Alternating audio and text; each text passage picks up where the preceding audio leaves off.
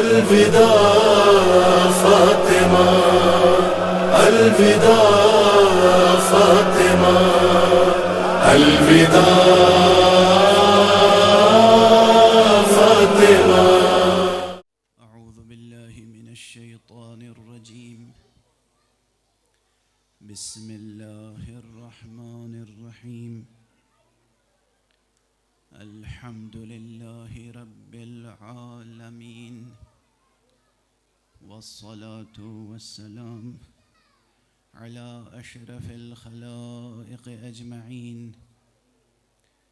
سیدنا وسید الاولین والآخرین، حبیبنا وحبیب الہ العالمین، امام المرسلین وخاتم النبیین، ابی القاسم المصطفى محمد،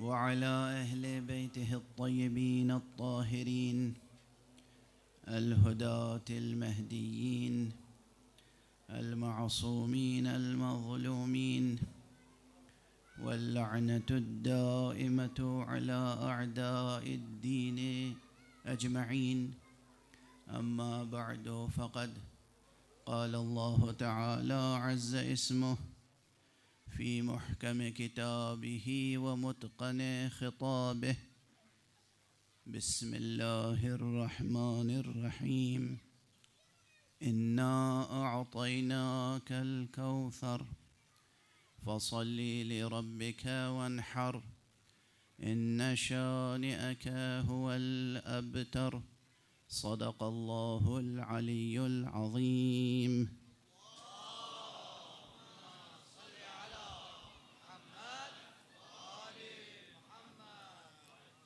ایک اور بلندتر صلوات پڑھیں محمد۔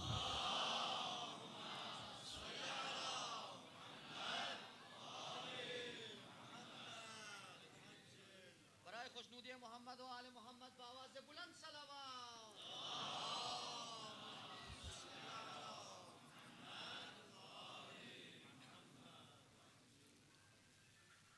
قرآن حکیم کا یہ سورہ مبارکہ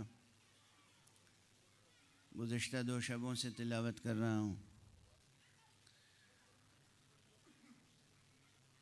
ایک جملہ عرض کرتا رہا ہوں، بہت بار منبر پہ عرض کیا ہے، اور آج پھر عرض کر رہا ہوں کہ یہ تو ایک نمایاں مناسبت ہے جس کی بنا پر اس سورہ مبارکہ کو عنوان قرار دے کر گفتگو ہو رہی ہے، ورنہ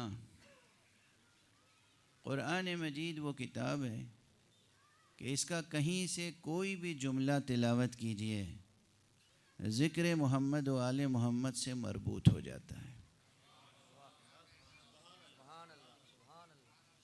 کہیں سے۔ اب یہ جملہ میں نے کہیں عرض کیا تھا، تو پھر وہی عرض کرتا ہوں نا کہ درمیان سے غیر تو غیر ہیں، اپنوں میں بھی ایسے پیدا ہو جاتے ہیں کہ انہوں نے سوالات کیے، اعتراضات کیے، اور ایک صاحب نے جو یہیں حوزہ علمیہ میں تشریف فرما تھے، غالباً اب بھی ہیں، انہوں نے مجھے مختلف مقامات سے آیتیں تلاوت کی، کہ اس کا کیا ربط ہے، اور یقین فرمائیے کہ ایک جملے میں ربط قائم ہو گیا۔ مثلاً بس ایک جملہ عرض کر رہا ہوں، شرط یہ ہے کہ دل کی سوئی صحیح سمت میں ہو، شرط یہ ہے کہ پیشانی محراب عشق میں جھکتی ہو، شرط یہ ہے کہ قبلہ درست ہو۔ سادہ سا محاورہ۔ آیات احکام میں سے جو مربوط ہیں طہارت سے متعلق، اس میں ایک آیت پڑھی انہوں نے، کہا اس کا کیا ربط ہے؟ میں نے کہا ایک کلمے میں ربط قائم ہو جائے گا، یہ جن مسائل سے متعلق ہے وہ طہارت کے مسائل ہیں، سیدہ بطول ہیں، یعنی دوسرے محتاج ہیں ان احکام کے، وہ ممتاز ہیں ان احکام سے۔ آخر مقایسہ کریں گے تو بات وہاں تک پہنچے گی یا نہیں پہنچے گی؟ بطول۔ اور اسی طرح مختلف مقامات سے انہوں نے آیتیں تلاوت فرمائی۔ اصلاً جب حضور علیہ الصلاۃ والسلام نے فرمایا ہے کہ یہ ایک دوسرے سے جدا نہیں ہو سکتے، تو یہ ایک دوسرے سے جدا نہیں ہو سکتے، اس کے آیات اور ان کے انفاس ساتھ ساتھ چلتے ہیں۔ لیکن بہرحال اب مثلاً اس رعایت کو، مجھے نہیں معلوم کسی اور کا ذہن اس طرف گیا ہے یا نہیں، روایات میں ہے سورہ مبارکہ بقرہ، اس کے 4 اہم نام ہیں۔ ایک تو سورہ بقرہ ہے، ایک سورہ کرسی ہے، چونکہ اس میں آیت الکرسی ہے، ایک نام ان ناموں میں سے ہے سورۃ الزہراء۔ سورہ بقرہ کا نام بھی سورۃ الزہراء ہے اور سورہ آل عمران کا نام بھی سورۃ الزہراء ہے، اور دونوں سوروں کو ملا کر کہا جاتا ہے الزہراوان۔ یہ یوں ہی ہے، اس کی کوئی رعایت نہیں ہے۔ ان روایات کو یا ان بیانات کو جب مفسرین کی کتابوں میں پڑھتے ہیں، تفسیروں میں پڑھتے ہیں، تو یوں ہی کیوں گزر جاتے ہیں؟ سادہ طور پہ کیوں گزر جاتے ہیں؟ اور یہ قول تو میں نہیں عرض کر رہا ہوں، علماء خاصہ نے، وابستگان اہل بیت نے نہیں، دوسروں نے لکھا ہے۔ سورہ بقرہ اور سورہ آل عمران یہ زہراوان، چونکہ یہ بھی الزہرا ہے، یہ بھی الزہرا ہے۔ اس کی تعویل وہ کچھ کرتے ہوں، ہمیں معلوم ہے کہ تعویل کیا ہے، ہمیں یقین کے ساتھ معلوم ہے کہ تعویل کیا ہے۔ بہرحال اب یہ سورہ مبارکہ کوثر سے متعلق جو گفتگو ہو رہی ہے، حالانکہ میں سمجھتا ہوں کہ جو اہل ذوق ہیں ان کے لیے تو ایک مجلس ہو گئی۔ یہ چند فقرے آخر آپ کے لیے قابل غور ہے کہ سورہ مبارکہ بقرہ کو الزہراء کیوں کہتے ہیں، عمومی تفسیر کیا ہے اور خصوصی تفسیر کیا ہے، ظاہر کیا ہے اس کا، باطن کیا ہے اس کا۔ نہیں نظر مبارک سے قول گزرا ہوگا تو تلاش کیجئے، جستجو کیجئے، مطالعہ کیجئے۔ میں بغیر مطالعے کی گزارش نہیں کر رہا ہوں۔ سورہ بقرہ کا نام الزہراء ہے، سورہ آل عمران کا نام الزہراء ہے، اور دونوں کو ملا کر الزہراوان کہتے ہیں۔ اصل مشکل یہ ہے کہ علوم القرآن میں زیادہ کام جس طرح ہونا چاہیے اس طرح نہیں ہو رہا ہے، نہیں ہوا اب تک، اور اب بھی نہیں ہو رہا ہے جتنا ہونا چاہیے۔ بہرحال سورہ مبارکہ کوثر کے ضمن میں جو گفتگو ہو رہی ہے، کچھ اسے آگے بڑھاتے ہیں، اور یہ یاد رکھیے کہ ہم 1-2 حرف آگے بڑھا سکتے ہیں، لیکن یہ گفتگو مکمل کبھی نہیں ہو سکتی۔ نہ کبھی وہاں چشمہ کوثر خشک ہو سکتا ہے، نہ یہاں دریائے معانی سورہ کوثر ختم ہو سکتا ہے۔ ہمارے اندر قدرت بیان نہ رہ جائے، قدرت درک نہ رہ جائے، قدرت استحصاء نہ رہ جائے، قدرت استقصاء نہ رہ جائے، وہ سب الگ باتیں ہیں۔ ہم سمیٹ نہ سکیں مطالب کو، وہ الگ باتیں ہیں۔ یقیناً بعض، جو کل گزارش کر رہا تھا، بعض مرحلے ایسے آتے ہیں، تلاوت اگر ادب تلاوت کے ساتھ، آداب تلاوت کے ساتھ، آداب عشق کے ساتھ تلاوت کریں اور اس منزل پہ پہنچ جائیں جو امام جعفر صادق علیہ الصلاۃ والسلام نے فرمایا ہے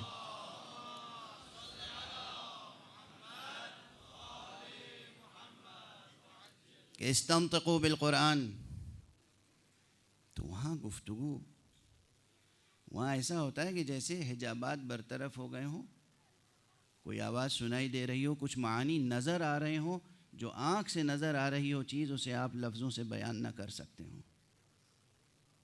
یہ کیفیتیں گزرتی ہیں. دیکھیے یہ حواس خمسہ پہ غور فرمایا آپ نے. جو چیز کان سن سکتا ہے وہ چیز آنکھ دیکھ نہیں سکتی. جو چیز آنکھ دیکھ سکتی ہے وہ کان سن نہیں سکتا ہے نا. اسی طرح بعض چیزیں نظر آتی ہیں مگر آپ اسے بیان نہیں کر سکتے. یہ وہ منزل ہے حیرت کی. دیکھیے حیرت کے دو مقامات ہیں. لغوی اعتبار سے ایک حیرت وہ ہے جو جہل کے مترادف ہے. یہ علم حاصل کرنے سے بالکل پہلے پیدا ہوتی ہے حیرت. ایک حیرت وہ ہے جو یقین کے بعد پیدا ہوتی ہے. یہ حیرت کو جا وہ حیرت کو جا وہ حیرت کو جا جو یقین کے بعد منزل حیرت کی آتی ہے. عرفانی ادب میں بہت کچھ ہے. ظاہر ہے کہ اپنے اپنے ذوق کی جہاں عرفان میں ذوق کا دخل ہو جاتا ہے. اختلاف ذوق اپنی جگہ، لیکن بہت سی چیزیں وہ ہیں کہ جو مشترک قدریں رکھتی ہیں، جو منسجم ہیں مکمل طور پر ان معانی سے، ان معارف سے، ان مطالب سے، ان مقاصد سے جو ائمہ اہل بیت علیہم الصلاۃ والسلام کے احادیث اور ارشادات میں موجود ہیں.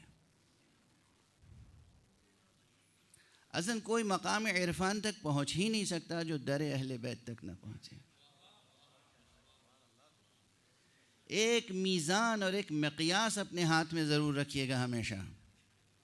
اس لیے کہ آج کل ماشاءاللہ پوری دنیا میں، ابھی نشست میں بھی کوئی صاحب ذکر فرما رہے تھے، عرفا سازی بہت ہو رہی ہے.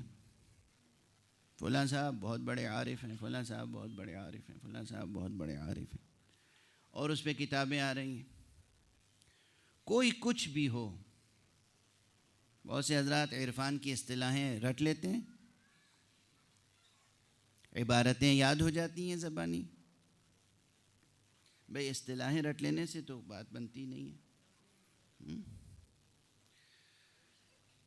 ایک میزان ذہن میں رکھیں، ہاتھ میں رکھیں ہمیشہ، ایک مقیاس، ایک معیار. جو بھی مدعی عرفان ہو اس کے بیانات میں شیرینی محبت اہل بیت ہے یا نہیں ہے. اگر شیرینی عشق و محبت اہل بیت موجود ہے تو عارف ہوگا، ورنہ عیار ہوگا.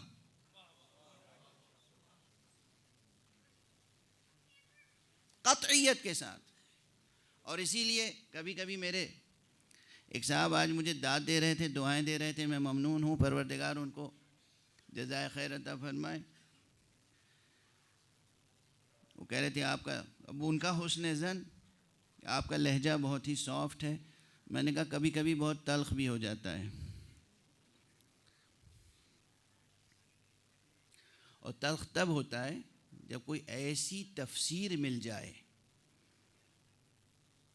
کہ معلوم ہوا پوری بسم اللہ سے والناس تک پوری تفسیر لکھ دی، اور احتیاط یہ کی، التزام یہ رکھا کہ کہیں نام اہل بیت آنے نہ پائے. ایسے بھی مفسرین ہیں، ایسے مفسرین ہیں جنہوں نے التزام کر کے قلم اٹھایا ہے کہ ہم قرآن کی تفسیر لکھیں گے اس اسلوب میں، اس انداز سے کہ کہیں نام اہل بیت آنے نہ پائے، کہیں ذکر اہل بیت آنے نہ پائے. اردو زبان میں بھی ایسی تفسیریں لکھی گئی ہیں. نام نہیں لوں گا اب میں ممبر پر، اس لیے کہ ایک بلند تر صلوات پڑھ دیں آپ حضرات محمد والا.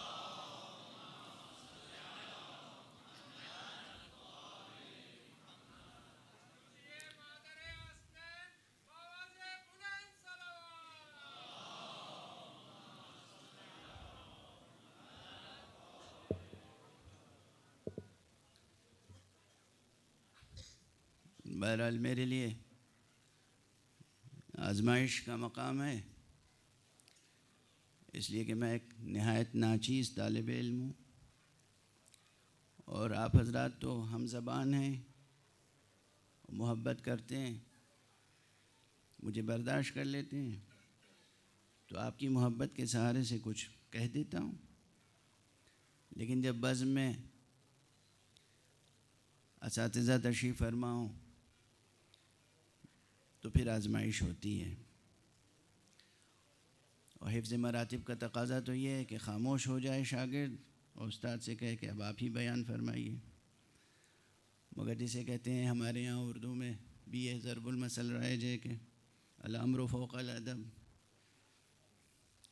تو امر ہے، مأمور ہوں میں کہ کچھ عرض کروں، مگر بہرحال وہ تشریف لائے ہیں مجلس عزائے حضرت زہرا میں، پروردگار ان کے درجات و مراتب کو اور مقامات کو بلند سے بلند تر فرمائے، اجر عطا فرمائے، ان کا سایہ ہمارے سروں پہ سلامت رہے، قائم رہے، انہیں اجر ملے گا، لیکن ہم طالب علمانہ انداز سے تو لازم ہے کہ تشکر عرض کریں، میرے بھی استاد گرامی ہیں اور اس وقت حوزہ علمیہ قم کے جلیل القدر، مجتہد کبیر اور عارف اور حکیم حضرت علامہ آیت اللہ شیخ محسن عراقی صاحب تشریف فرمائیں، آپ حضرات ان کی صحت و سلامتی کے لیے بھی ایک بلند تر صلوات پڑھیں محمد وآلہ۔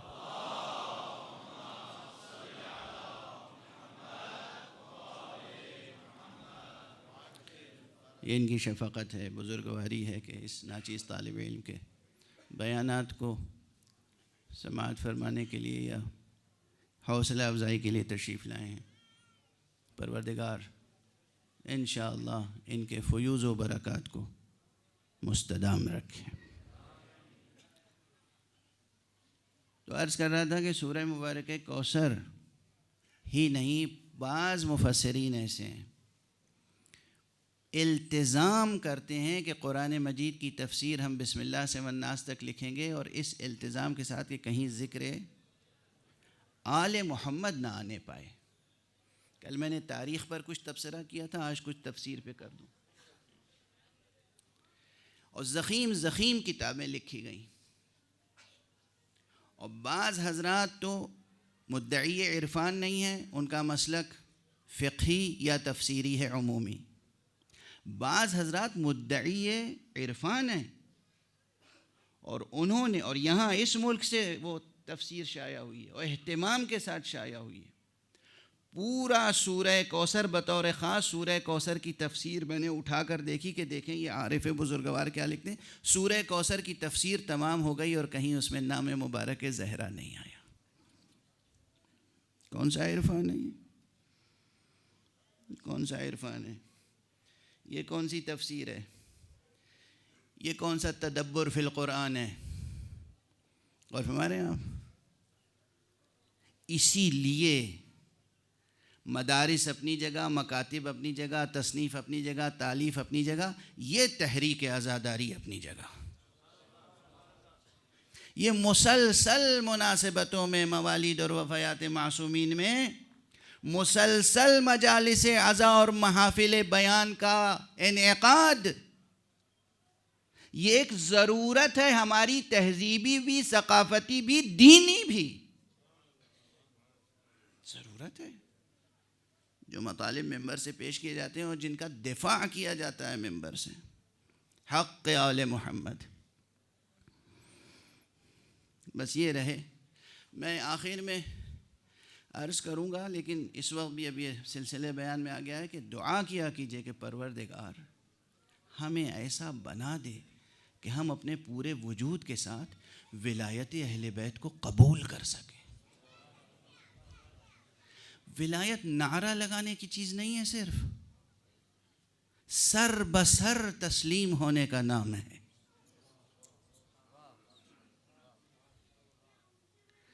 ولایت کو قبول کرنے کے معنی ہے کہ سر بسر تسلیم ولایت محمد و آل محمد کے سامنے۔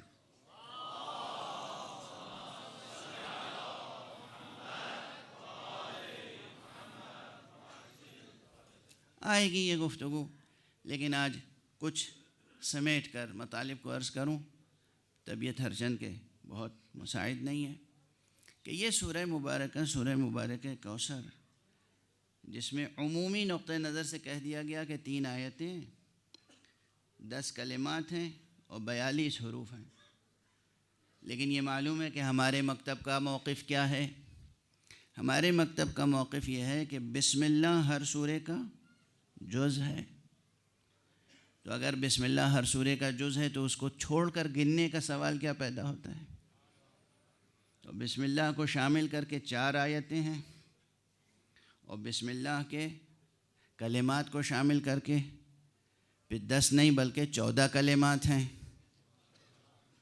اب دیکھا عدد پورا ہو گیا نا. 3 آیت گنیں گے تو عدد پورا نہیں ہوگا، 4 آیت گنیں گے 12 کا عدد پورا ہو جائے گا، 14 کا عدد پورا ہو جائے گا. بسم اللہ کے 4 الفاظ اور 10 الفاظ، 10 کلمات، 14 کلمات. تعداد میں بھی ایک رعایت ہے خاص. 19 حروف اگر جوڑ لیں 42 حروف میں تو 61 حروف ہوتے ہیں. اس 61 حروف میں بھی راز ہے. یہ سب بس اشارات ہیں، اس پر ہمارے جو ساتھی ہیں وہ کام کرتے رہیں گے انشاءاللہ سال بھر تک. اب میں اس سے زیادہ گفتگو نہیں کروں گا.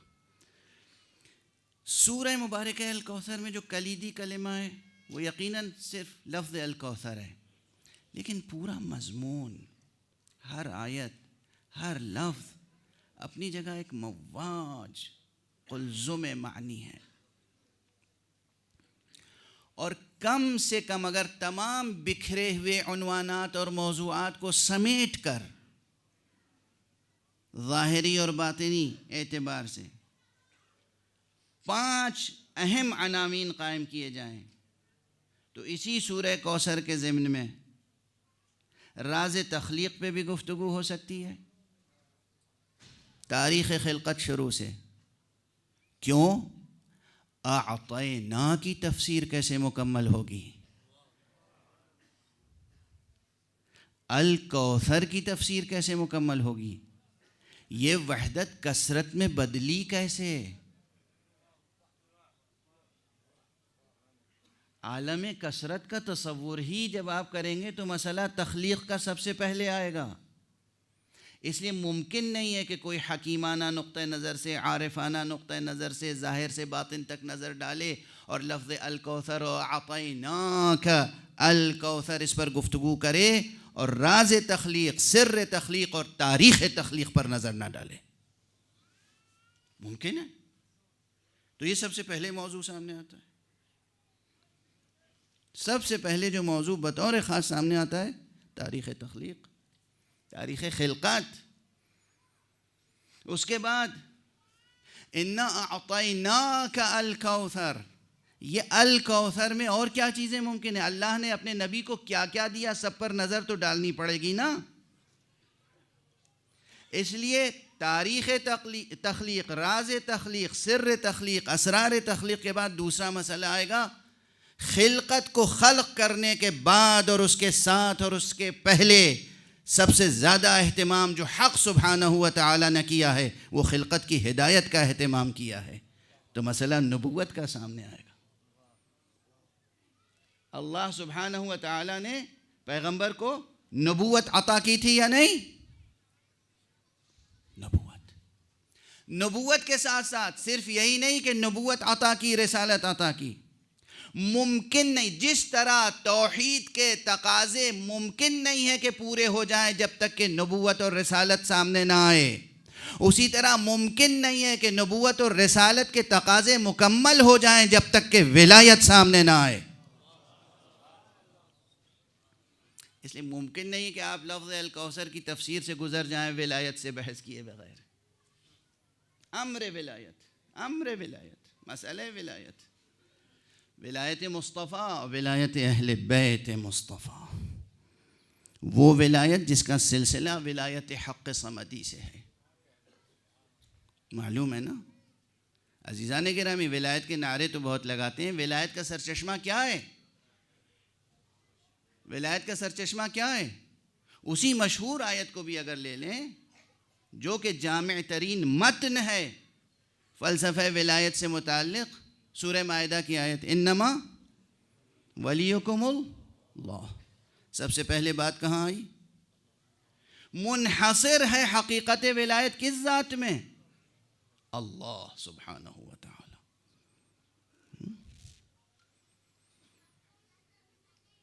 پہلے روز سے میں کیا بار بار عرض کر رہا ہوں کہ قرآن مجید اور قرآن کے احکام اور قرآن کے انٹروڈیوس کیے ہوئے کیریکٹرز، قرآن نے جن کرداروں کو متعارف کرایا ہے، یہ کردار اور یہ احکام یہ ہماری زندگیوں کا ایک زندہ رشتہ برقرار کرتے ہیں حق سبحانہ و تعالی سے، اللہ سے زندگی کا رشتہ، بھولیے گا نہیں ہے۔ ساری تاریکی زندگی میں آتی ہے اگر اللہ کا تصور درمیان سے ہٹ جائے، اگر زندگی کا رشتہ اللہ سے برقرار ہو جائے تو یہ زندگی روشنی ہی روشنی میں بدل جاتی ہے، نور ہی نور ہوتا ہے، کہیں کوئی تاریکی نہیں ہوتی، انسان میں کہیں کوئی کمزوری نہیں آتی، آ نہیں سکتی، ممکن نہیں ہے کہ انسان کا رشتہ، زندگی کا رشتہ اللہ سبحانہ و تعالی سے ہو اور زندگی میں تاریکی آ جائے، کمزوری آ جائے، ذلت سے انسان روبرو ہو، ممکن نہیں ہے۔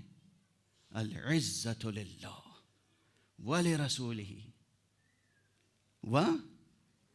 وللمؤمنین، ممکن نہیں ہے کہ ایک شخص کا رشتہ اور تعلق اللہ سبحانہ و تعالی سے ہو اور اس کو کہیں ذلت سے روبرو ہو جائے، یہ بھولیے گا نہیں۔ اور یہاں پر موازین کو بھی بہتر سے بہتر بنانے کی ضرورت ہے، صحیح موازین تک پہنچنے کی ضرورت ہے کہ ہم کس چیز کو عزت سمجھتے ہیں اور کس چیز کو ذلت سمجھتے ہیں۔ اگر کوئی ظالم، جابر، فاسق، فاجر تخت پر بیٹھا ہو اور اپنے برابر میں بیٹھالنا چاہے تو وہاں بیٹھنا عزت نہیں ہے، اس کے سامنے کھڑا رہنا اسی میں عزت ہے۔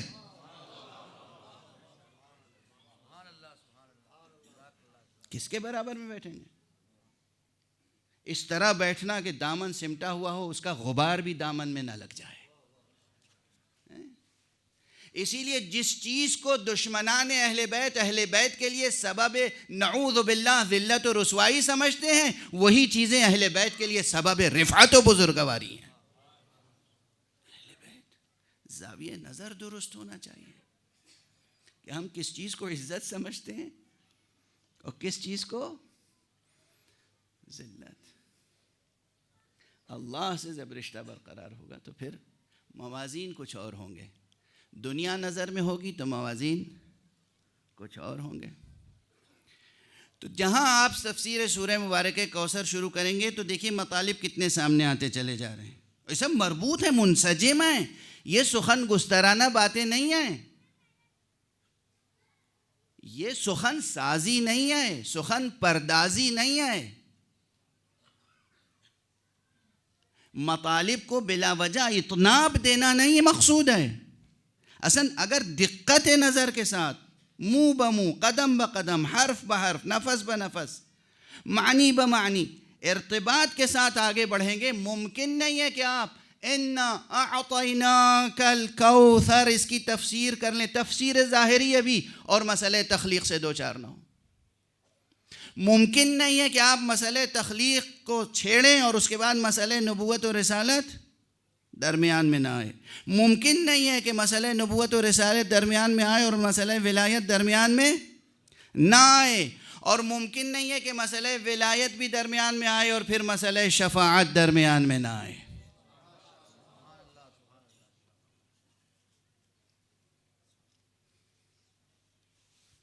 تو کتنے عناوین ہو گئے؟ 4 تو ہو گئے، مسئلہ تخلیق، مسئلہ نبوت و رسالت، مسئلہ ولایت، مسئلہ شفاعت، اور جہاں مسئلہ شفاعت ہے اور جہاں آخر آیت تک پہنچیں گے اِنَّ شَانِئَكَ هُوَ الْأَبْتَرُ، تو یہ ابتر کا مسئلہ صرف یہیں تک تھوڑی ہے، اس دنیا تک۔ ان کا دشمن اس دنیا میں بھی ابتر ہے اور اس دنیا میں بھی ابتر ہے. تو کلی اعتبار سے مسئلہ شفاعت تک جب پہنچے گا تو پھر معاد کا مسئلہ ہوگا. اب یقین فرمائیے کہ ممکن نہیں ہے کہ سورہ مبارکہ کوثر کی تفسیر مکمل ہو جائے اور یہ کم از کم 5 اہم عناوین قائم نہ ہوں اور باقی تمام فرعی عناوین شاخ در شاخ عناوین اور مضامین سب سمٹ کے آ جائیں گے ان 5 عناوین کے تحت. تخلیق، راز کثرت، نبوت و رسالت، ہدایت، ولایت، شفاعت اور معاد. یہ 5 عناوین، صرف عناوین ہی تو گنا سکتا ہوں. اب آج آخری تقریر ہے اور ہمارے یہاں سورہ کوثر، ممکن نہیں ہے کہ سورہ کوثر پر گفتگو ہو اور یہ عناوین آپ نہ چھیڑیں. اگر نہیں چھیڑیں گے تو اس کا مطلب آپ سرسری طور پر گزر گئے. اور یقین فرمائیے، پوری دل سوزی سے کہہ رہا ہوں، عزیزان گرامی، بزرگان گرامی، یاد رکھیے گا قرآن وہ کتاب نہیں ہے جس سے سرسری طور پر گزر جایا جائے. قرآن وہ کتاب نہیں ہے جس سے سرسری طور پر گزر جائے. قرآن تو ہر لفظ، ایک کلمہ سامنے آیا اور وہ آپ کو پورے وجود کے ساتھ جذب کر لیتا ہے. اگر معرفت ہو کلام کس کا ہے، آواز کس کی ہے، لہجہ کس کا ہے، ارے یہ بات کون کہہ رہا ہے، کس لیے کہہ رہا ہے، ہر لفظ ہر حرف پورے وجود کے ساتھ جذب کر لیتا ہے. اور جب آپ جذب ہو جائیں کلام میں تبھی معنی دریافت ہوتے ہیں. آواز پردہ سماعت سے ٹکراتی رہے تو معانی دریافت نہیں ہوتے. آپ جذب ہو جائیں. جذب ہو جانے کے معنی بھائی محسوس مثال دے دوں. سمندر میں موتی ہوتے ہیں نا، تیر تھوڑی رہے ہوتے ہیں اوپر موتی. سمندر میں موتی تیر نہیں رہے ہوتے ہیں، تہ میں ہوتے ہیں موتی.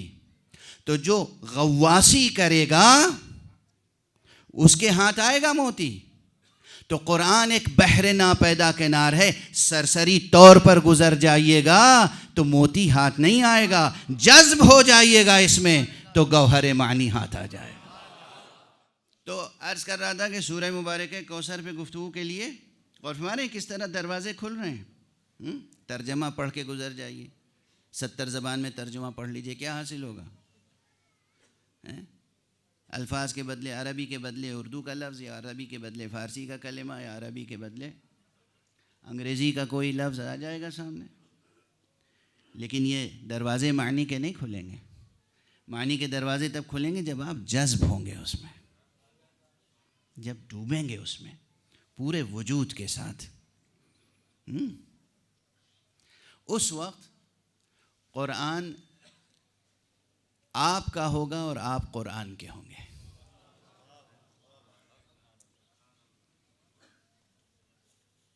اور یہ یاد رکھیے کہ کبھی کبھی هو الاول هو الاخر هو الظاہر هو الباطن، یہ کہیں بہت سے مقامات پہ اس کی معنویت سامنے آتی ہے.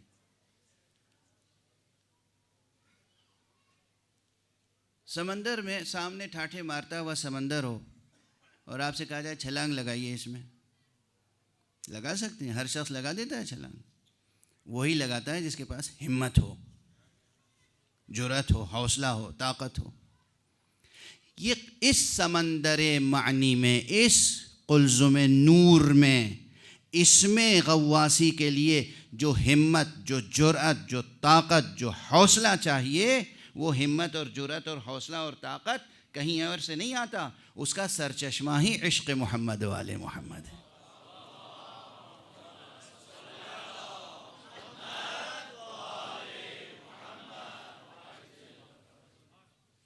اور جو عشق محمد و آل محمد سے حاصل ہونے والی ہمت اور اس سے حاصل ہونے والے حوصلے کے ساتھ قرآن میں غواصی کرے گا، وہی نجات اور شفاعت کے ساحلوں تک پہنچے گا، ورنہ ہلاک ہو کر رہ جائے گا.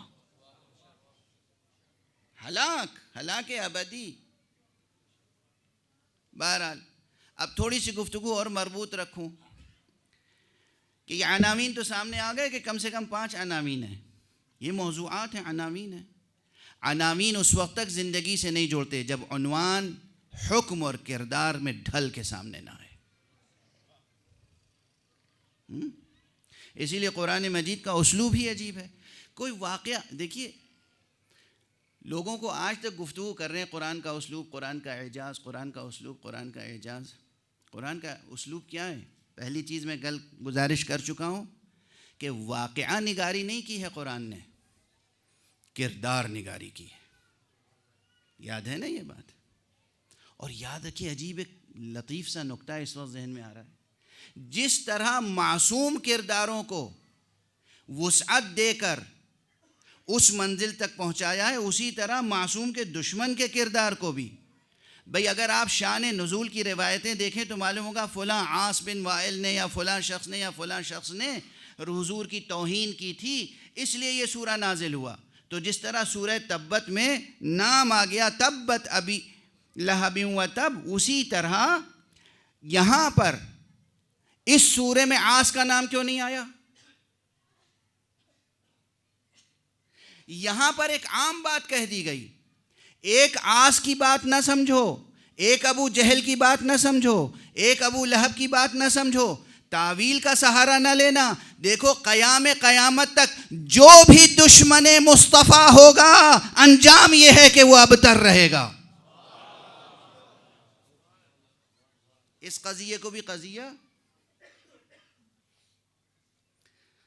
جزئیہ نہیں بننے دیا، قرآن نے اسے پھیلا دیا. جو بھی دشمن ہو، ایک وہ عاص بن وائل نہیں کہ جس نے حضور کی توہین کی تھی، نعوذ باللہ، ابتر یا سنبور کہہ کر، جب حضرت کے فرزند وفات پا گئے تھے. لیکن میں ان منفی کرداروں کی طرف نہیں جاؤں گا، یہ تو آپ کے ذہنوں میں رہنا ہی چاہیے قطعیت کے ساتھ. جہاں بھی میں مجبور ہوں پھر عرض کروں، یہ جملہ میں بھول نہیں پاتا. یہ 98 کا واقعہ ہے. اسی قم میں طالب علم تھا اور کچھ مطالب سیکھنے کے لیے حضرت عارف بزرگوار علامہ آیت اللہ حسن زادہ آمولی کی خدمت میں حاضر ہوا کرتا تھا. ماہ مبارک ذی الحجہ میں میں نے ان سے عرض کیا کہ اب 2 مہینے کے بعد حاضر ہوں گا، امریکہ جا رہا ہوں ایام عزا میں. کہا بیٹھو، کیا پڑھو گے؟ اب میں کیا کہتا کیا پڑھوں گا؟ میں نے کہا جو آپ فرمائیں. بہت مطالب انہوں نے بیان کیے. اس میں سے ایک جملہ یہ تھا کہ دیکھو، ممبر سے میری طرف سے ایک پیغام ضرور پہنچا دینا کہ ولایت میں، توحید میں، عشق اہل بیت میں کوئی شخص قابل اعتبار نہیں ہو سکتا جب تک اس کے دل کی کیفیت یہ ہو کہ اگر اسے پوری کائنات بھی سونے چاندی اور جواہرات کی دے دی جائے، اس کے مقابل میں کہا جائے کہ سوئی کی نوک کے برابر بھی دل میں دشمن زہرا کے لیے گنجائش پیدا کر لے، تو وہ اس آفر کو ٹھکرا دے.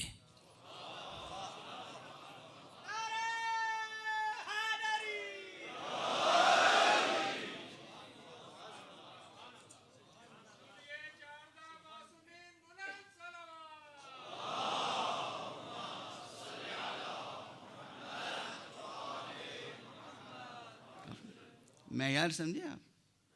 معیار سمجھے؟ ہمارے لیے معیار کیا ہے؟ پوری کائنات ہمیں دی جائے اور کہا جائے دشمن زہرا کے لیے نرم گوشہ دل میں پیدا کر لو، تو ہم اس کائنات کو ٹھکرا دیں، مگر دل میں دشمن زہرا کے لیے نرم گوشہ پیدا نہیں ہونا چاہیے. ادھر نرم گوشہ پیدا ہوا، ادھر مقام ولایت سے گرے. اس معیار پر قاصر و مقصر کے مسئلے کو سمجھیے گا.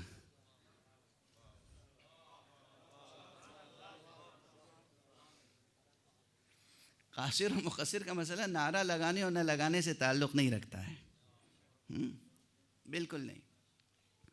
آج ماشاءاللہ بہت حضرات تشریف فرمائیں اور بہت سے مطالب دل چاہ رہا ہے کہ گزارش کروں، مگر صحت ساتھ نہیں دے رہی ہے. آپ حضرات ایک بلند صلوات.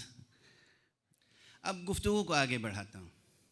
وہ کردار قرآن مجید نے گزشتہ 2 شبوں سے عرض کر رہا ہوں، قرآن مجید کا خلاصہ اگر کریں ایک لحاظ سے، ایک زاویے سے، تو یہ بھی ہوتا ہے کہ قرآن نے کچھ احکام دیے اور قرآن نے کچھ کردار. ان عظیم کرداروں میں سے ایک کردار حضرت فاطمہ زہرا سلام اللہ علیہا کا.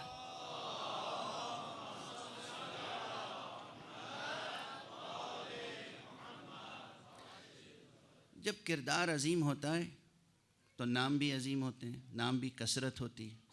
اب بی بی کے ناموں پہ غور کیجئے. الکوثر کی مصداق اتم اور اکمل اور بارز ترین مصداق اگر بی بی زہرا ہیں تو دیکھیے کہ ان کی شخصیت کے کتنے پہلو ہیں. سارے پہلو تو سامنے آ ہی نہیں سکتے، سارے پہلو سامنے نہیں آ سکتے، ممکن نہیں ہے. عقل بشری کے دائرے میں معرفت کنہ زہرا کی سمائی نہیں ہے. یہ مبالغہ ہے نہ غلو، اور اگر اسے کوئی غلو اور مبالغہ کہتا ہے تو میں کل والا جملہ دہرا دوں گا کہ آپ مجھے غالی کہیے، میں سینے پہ تختی لگا لوں گا. کہیے. گفتگو دلائل سے کروں گا، صرف خطابی اور شاعری کا سہارا نہیں لوں گا، شاعرانہ و خطیبانہ اسلوب نہیں. دلائل، براہین. قرآن اور برہان کا رشتہ ٹوٹ نہیں سکتا کبھی. لیکن بہرحال کن ہے معرفت زہرا تو ہمیں حاصل نہیں ہو سکتی. چند نمایاں باتیں جو ہیں وہ ان کے اسماء میں سامنے آئیں. خود ایک اسم گرامی فاطمہ ہے جس کے متعلق چند نکات عرض کر چکا ہوں پہلی تقریر میں. الزہرا. اب الزہرا سے متعلق جو روایتیں معصومین سے مروی ہیں، آج ہمارے ہاں بہت سے لوگ ہیں جو سند اور متن اور یہ اور وہ اس کو موضوعہ و مجعولہ وغیرہ قرار دیتے ہیں. خدا ان کا محاسبہ کرے گا، خدا محاسبہ کرے گا انشاءاللہ. معصوم کے کلام کو رد کرنے کی کوشش نہ کیجیے، سمجھنے کی کوشش کیجیے.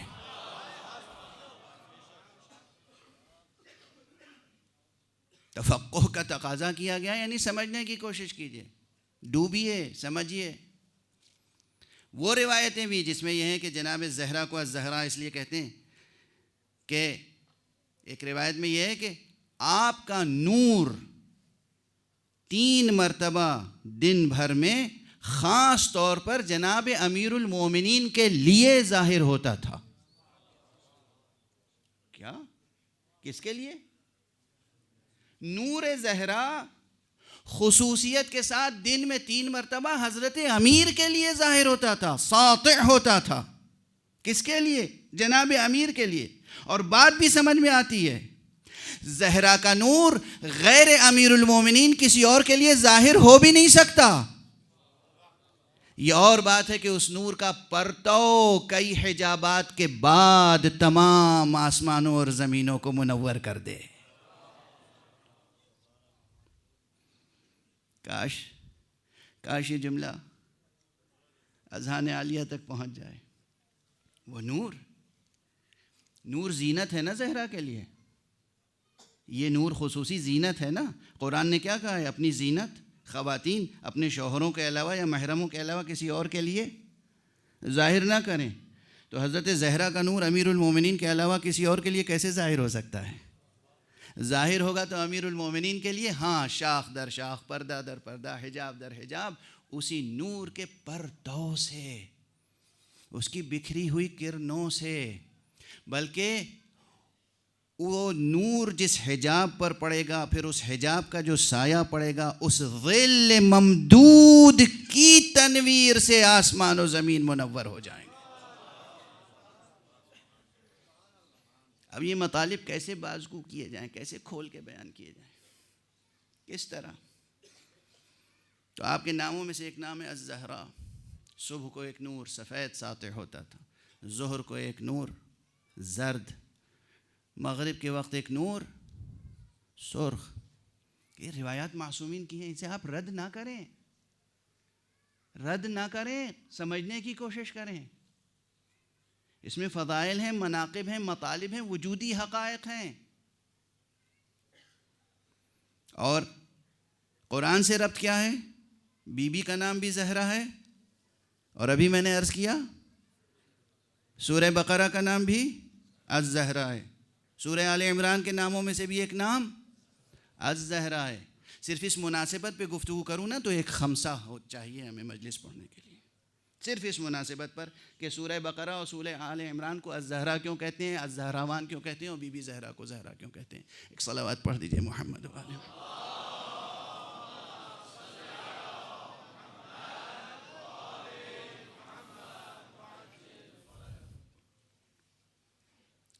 اس کے بعد آپ کے ناموں میں سے کیا نام ہے؟ مبارکہ ہیں. اور کیا نام ہے؟ راضیہ ہیں، مرضیہ ہیں. ہر نام پہ گفتگو ہو.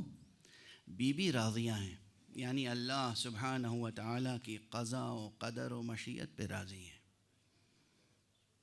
بی بی ہی مرضیہ ہیں، یعنی کیا؟ یعنی حق سبحانہ و تعالیٰ بھی ان کے ہر قول، ہر عمل اور ہر عبادت اور ہر اطاعت پہ راضی ہے. یہی تو معنی ہے کہ یہ اس سے راضی ہیں اور وہ ان سے راضی ہیں. اور یہ قرآن مجید کی کس قدر بلیغ آیت ہے جو سورہ مبارکہ فجر میں ہے. یا ایتھا النفس المطمئنہ ارجعی الی ربک راضیۃ مرضیہ. یہ راضیۃ مرضیہ، یہ ایک ساتھ کلمات قرآن مجید میں آئے. اور اس آیت میں نفس مطمئنہ کی جب بحث ہوتی ہے تو پیغمبر صلی اللہ علیہ وآلہ وسلم سے لے کر امیر المؤمنین علیہ الصلاۃ والسلام سے لے کر جناب معصومین میں سے ہر ایک، اور خصوصیت سے حضرت سید الشہداء ابو عبداللہ الحسین علیہ الصلاۃ والسلام کے تعلق سے گفتگو ہوتی ہے. روایت میں بھی موجود ہے، امام صادق علیہ الصلاۃ والسلام نے فرمایا ہے کہ مراد سورہ فجر در حقیقت سورہ حسین ابن علی ہے. یہ ارشاد گرامی ہے امام صادق علیہ السلام ہے. لیکن ہم اس حسین ترکیب اور اس عظیم مناسبت کو کیسے نظر انداز کر سکتے ہیں کہ بی بی کا نام الراضیہ بھی ہے، المرضیہ بھی ہے، اور یہ دونوں کلمات قرآن میں یکجا ملتے ہیں تو اسی آیت میں ملتے ہیں. اس لحاظ سے نفس مطمئنہ کی تفسیر بھی مکمل نہیں ہو سکتی جب تک کہ اس میں زہرا کو شامل نہ کیا جائے. اور پھر وہی عرض کروں گا جیسے کل عرض کیا تھا کہ جب ماں ایسی ہوگی، اگر ماں نفس مطمئنہ نہ ہوگی تو بیٹا نفس مطمئنہ کیسے ہو سکتا ہے؟ حسین جیسا نفس مطمئنہ تبھی وجود میں آئے گا جب زہرا جیسی راضیہ مرضیہ نفس مطمئنہ وجود رکھتی ہوگی. اور آپ کے اسماء گرامی میں سے کیا ہے؟ معلوم محدثہ ہیں. بس یہیں پہ ٹھہر کے، چونکہ اب میری طبیعت بہت اور وقت بھی گزر چکا، طبیعت بھی ساتھ نہیں دے رہی ہے. اس مرتبہ تو میں نے عزیزان سے جو بانیان ہیں بہت چاہا، معذرت کرنی چاہیے کہ میں حاضری نہ دوں، مگر بہرحال ایک توفیق تھی بی بی کی خدمت میں. صرف اس جذبے سے آیا، صرف اس جذبے سے کہ میرے نام کے ساتھ اعلان ہو چکا ہے، کہیں ایسا نہ ہو کہ میں نہ جاؤں تو مجلس متاثر ہو اور وقت پر انہیں پھر زحمت ہو، ورنہ میں اس کیفیت میں نہیں تھا کہ حاضر آ سکتا. ایک صلوات پڑھیں.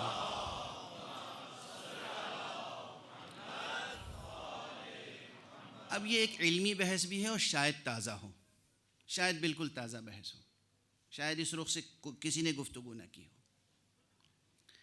بی بی محدثہ ہیں، بی بی الکوثر ہیں. الکوثر کا تقاضا ہے کہ آپ میں ہر چیز، ہر صفت کثرت کے ساتھ ہے. علم بھی آپ کا کثیر ہے.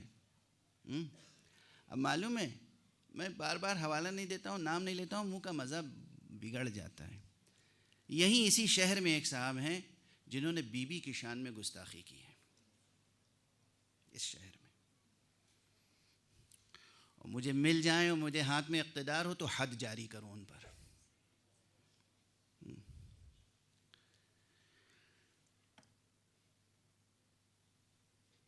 انہوں نے جو کچھ بھی فرمایا ہے یہ اس لیے اشارہ کر دیا کہ جو لوگ حوزے میں مشغول ہیں اور طلاب علوم دینیہ ہیں وہ خود جستجو کریں گے اور دفاع کریں گے حق زہرا کا سلام اللہ علیہا.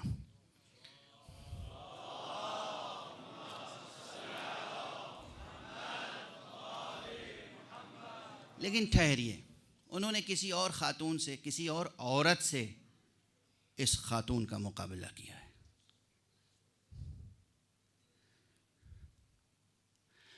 میں نے کل بی بی کو ملکۃ الاسلام کہا تھا۔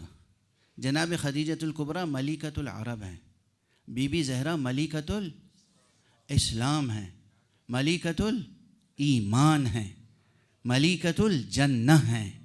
غور فرما رہے ہیں آپ؟ ان کا کسی اور عورت سے مقابلہ ہو ہی نہیں سکتا۔ جنگ و جدل کرنا، گستاخیاں کرنا کسی کو ملیکہ نہیں بناتا، صبر اور شجاعت سے کام لینا ملیکہ بناتا ہے۔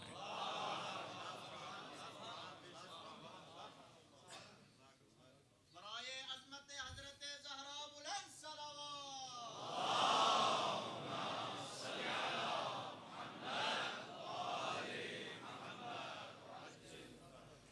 صبر کرنا اور شجاعت سے کام لینا، شجاعت کو نظر صبر کر دینا،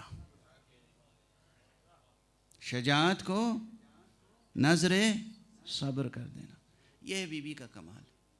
تو بہرحال انہوں نے نہ جانے کیا کیا باتیں کہیں، اور عامہ مسلمین کیا کہتے ہیں، فلاں خاتون کو دیکھیے اتنی ہزار حدیثیں ان سے منقول ہیں، امت تک علم پہنچا۔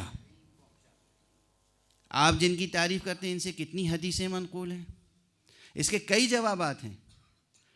حدیثیں منقول ہونا الگ ایک بات ہے، اگر آپ نے نقل نہیں کی تو قصور آپ کا ہے۔ چشمہ جاری ہے، اگر آپ اس سے سیراب نہیں ہوئے تو قصور چشمے کا ہے یا آپ کا؟ واضح ہے؟ یہ تو ایک جواب ہے، یہ ظاہری جواب ہے۔ اسے کہتے ہیں وہ جواب جسے اب میں بالکل دیہاتی زبان استعمال کر رہا ہوں۔ منطق میں تو جواب حلی اور جواب نقضی وہ سب ذرا گاڑھی گاڑھی اصطلاحیں ہیں۔ وہ جسے منطق والے کہتے ہیں نا جواب نقضی، اسی کو دیہاتی لوگ کہتے ہیں منہ توڑ جواب۔ نہ منہ سلامت رہے گا نہ سوال نکلے گا منہ سے۔ صلوات پڑھ دیجئے محمد والے۔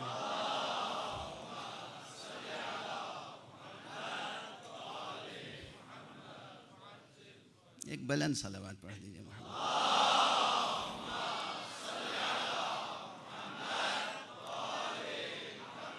ایک مطلب ہے دقیق ہے اور تازہ ہے، اس لیے تحفے کے طور پہ عرض کرنا چاہ رہا ہوں۔ بس اب توجہ رکھیے، آپ سب ذوق علمی رکھتے ہیں۔ حضرت علامہ بزرگوار آیت اللہ عراقی تشریف فرمائیں، یہ بھی کتابیں لکھتے ہیں۔ ان کی کتاب ہر شخص پڑھتا ہے کیا؟ یہ شارٹ سٹوریز لکھتے ہیں، یہ ناولیں لکھتے ہیں، ڈرامے لکھتے ہیں، فلم کی اسکرپٹ لکھتے ہیں، کتاب لکھتے ہیں۔ ان کی کتاب کس کے لیے ہے؟ ایک خاص حلقے کے لیے ہے، مبتدی کے لیے بھی نہیں ہے۔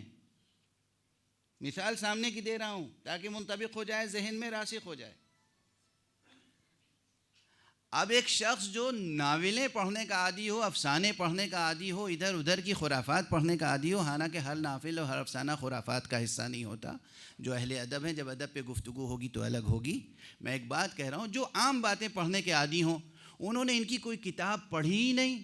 جن دکانوں پہ جاتے ہیں وہ کتاب خریدنے کے لیے، وہاں ان کی کوئی کتاب نظر ہی نہیں آئی، تو کہیں کہ یہ کون صاحب ہے؟ صاحب میں تو جانتے نہیں، یہ عالم ہے، انہوں نے بھی کوئی کتاب لکھی ہے؟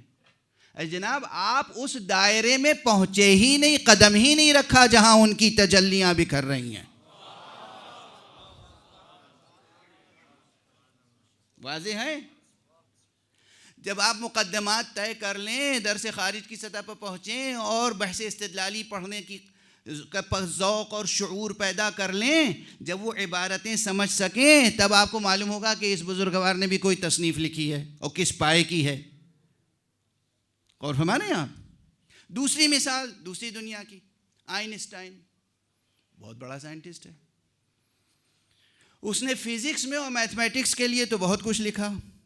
ہر آدمی آئنسٹائن کی کتابیں پڑھتا ہے؟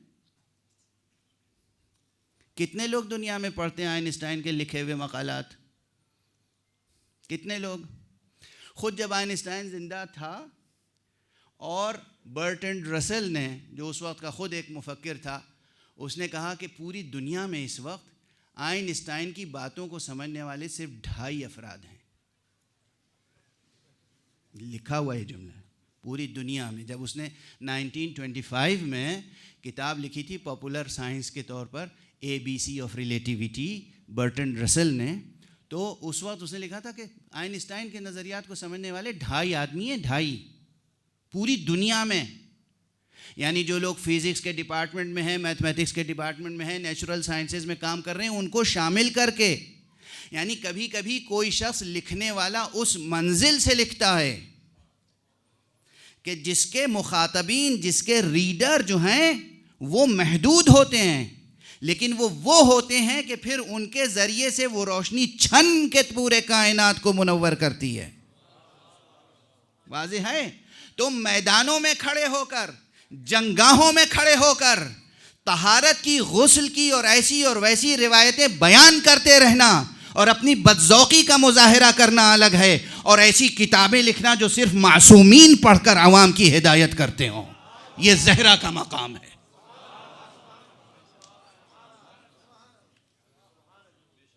توجہ ہے؟ یہ بہت اہم بحث ہے. یاد رکھیے گا کیا گزارش کر رہا ہوں. یہ 2 مثالیں کافی ہیں. جناب زہرا سلام اللہ علیہا،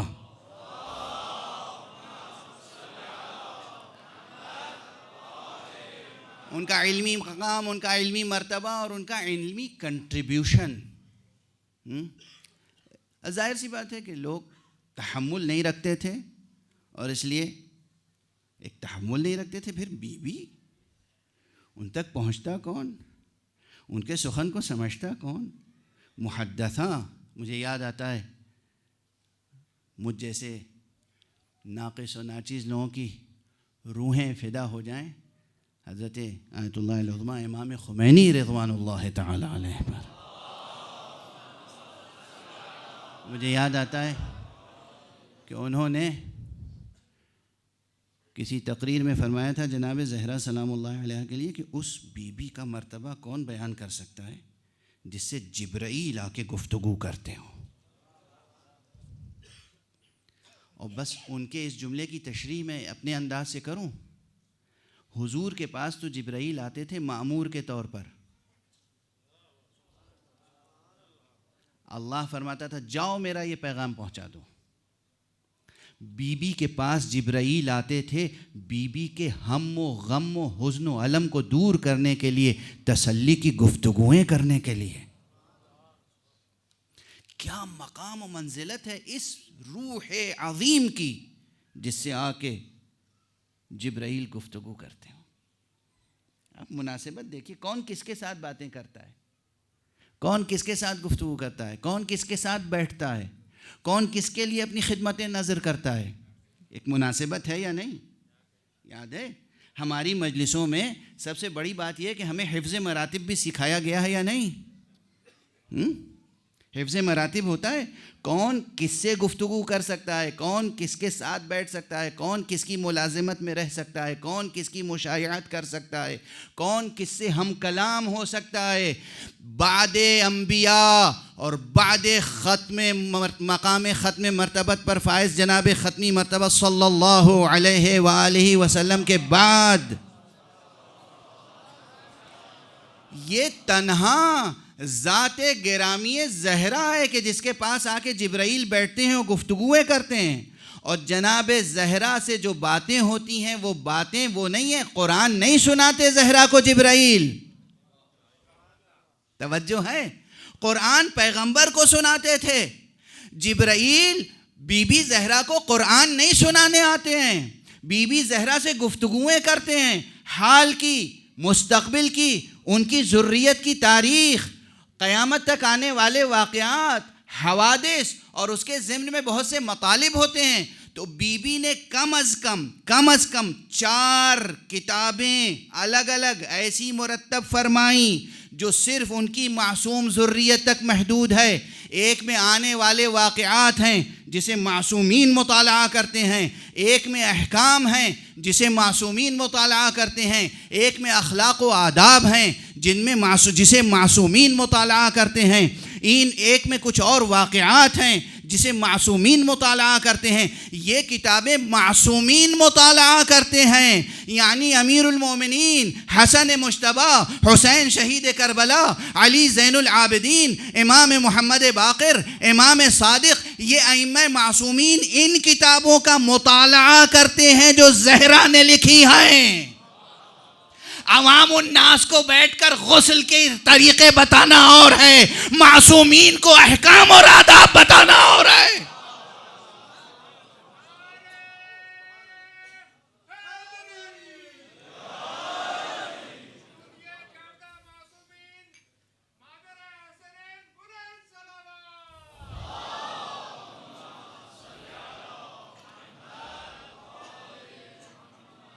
یہ وہ مقام ہے زہرا کا. یہ جو مصحف فاطمہ ہے کیا ہے؟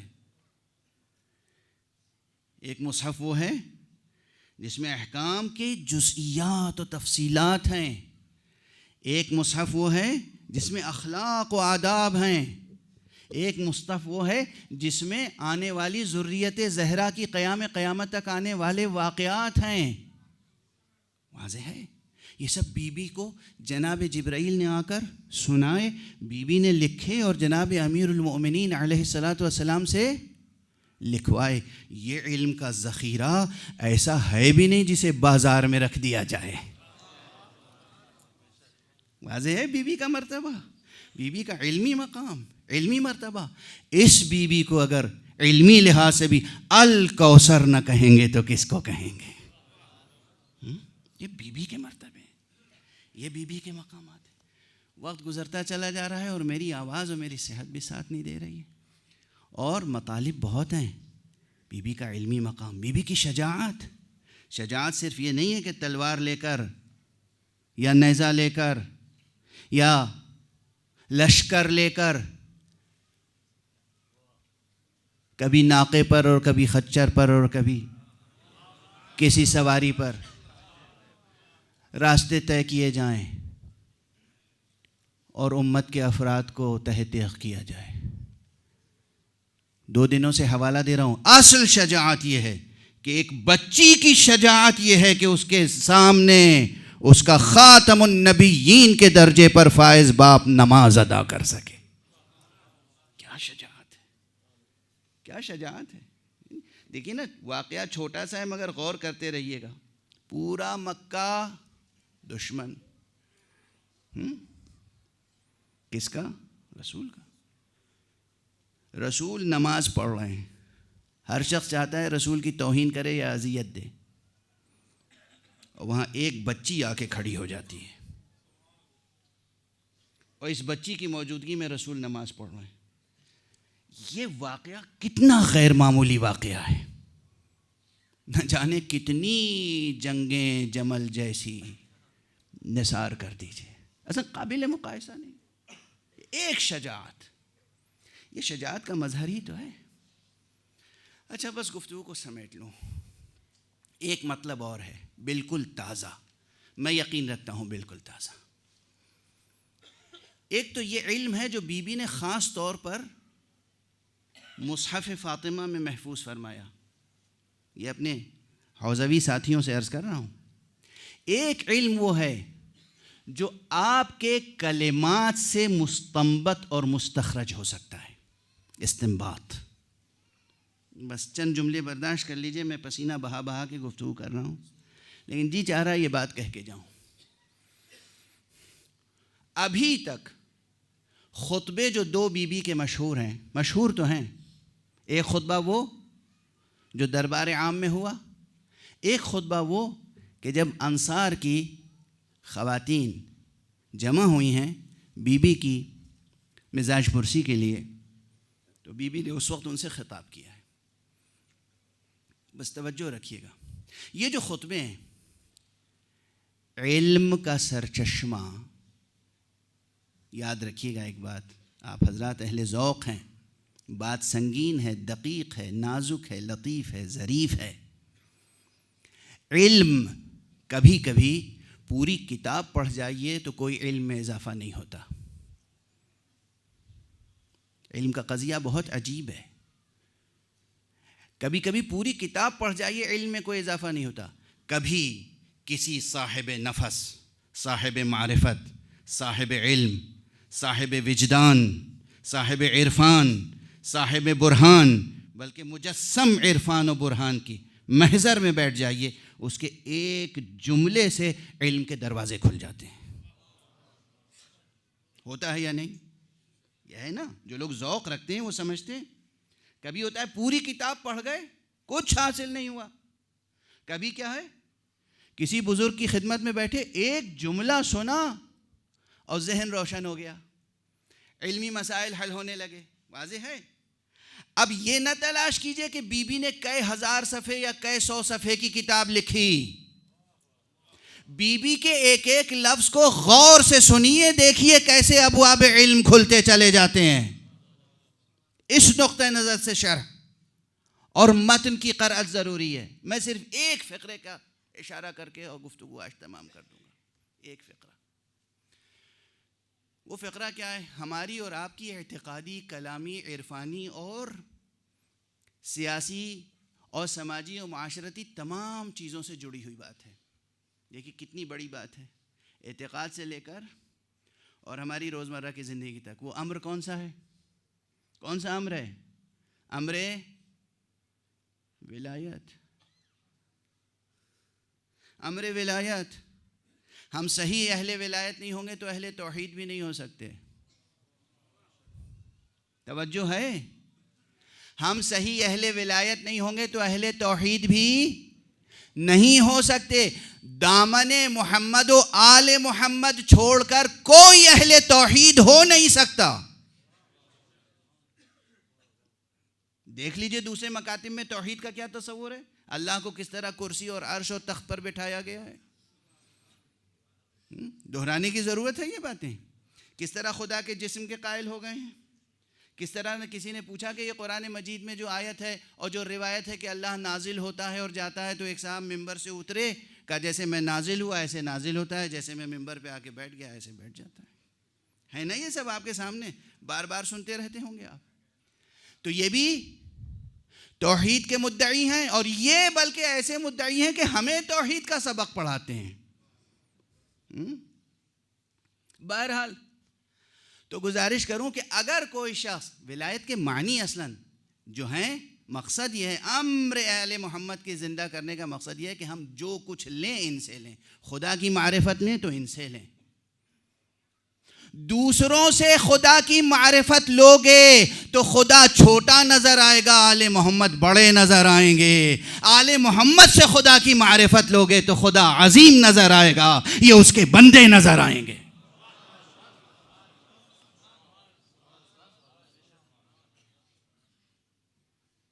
خدا نہ خواستہ جا کے کہیں محمد ابن عبد الوہاب یا ابن تیمیہ سے توحید سیکھنے لگے آپ، یا کسی خالصی سے سیکھنے لگے توحید.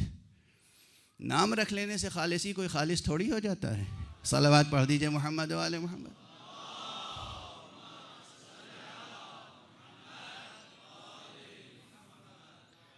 میں اپنا تخلص خالصی رکھ لوں تو خالص ہو جاؤں گا. کوئی خالص نہ ہو اور اپنا تخلص خالصی رکھ لے، یہ آلودگی کی پہلی منزل ہے.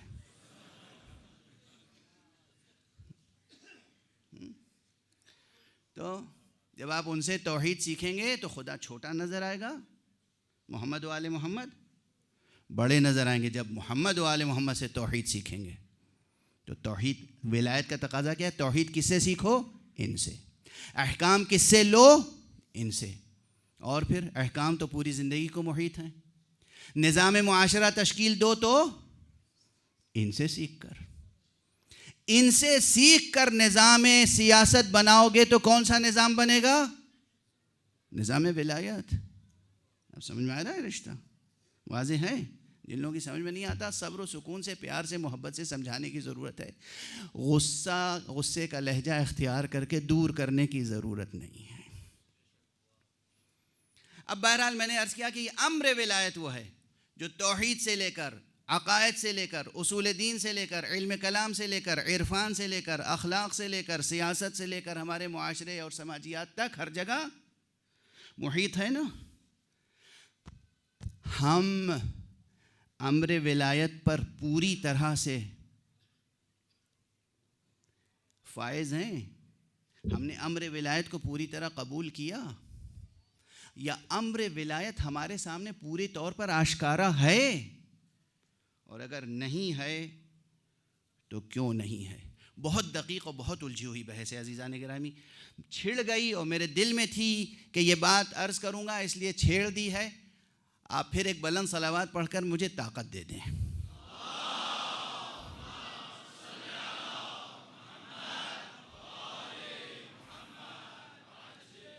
ایک مسئلہ تو ہمارے سامنے یہ ہے کہ ولی عصر پردہ غیب میں ہے۔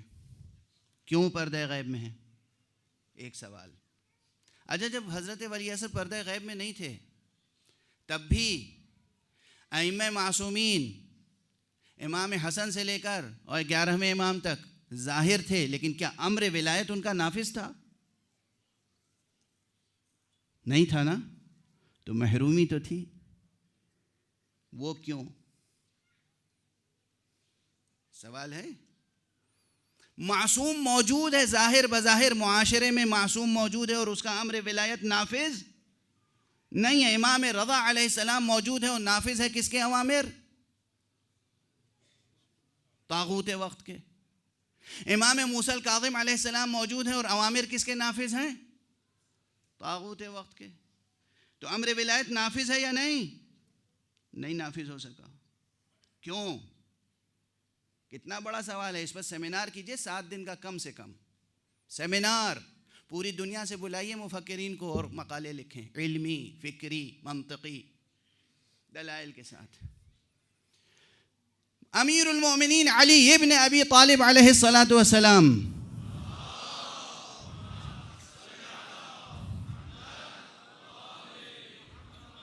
موجود ہیں جو بعد خدا و بعد مصطفیٰ امر ولایت جن میں منحصر ہے۔